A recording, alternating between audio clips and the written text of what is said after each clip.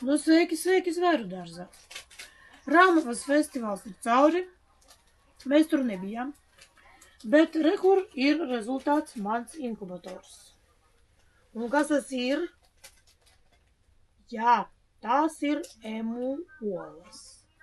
3 emu olas, kuras arī mēs liksim inkubatorā.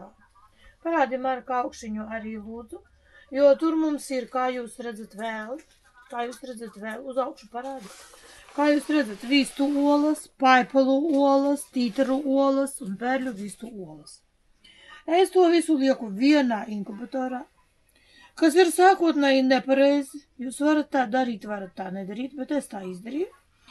Un mēģināsim iegūt rezultātus. Par rezultātiem būs video. Es jūs informēšu, kā mums norit inkubācijas process. Pirmās, protams, būs paipaliņas, Mandžūrijas paipaliņas un igauņu paipaliņas. Mums ir 80 olas no lielas tālienes. Paldies, Evita! Tālāk mums ir no minizo dobuļi vispārējais. Tur ietilpst dažādu šķirņu vistu olas un 3 emu olas. Man nav nekādas pieredzes par to, kā vajag inkubēt emu olas, bet procesā es mēģināšu to apgūt un jums pastāstīt. Paskatīsimies, vai mēs varam iegūt rezultātus parastajā inkubatorā. Nu, mēģināts nav zaudēts.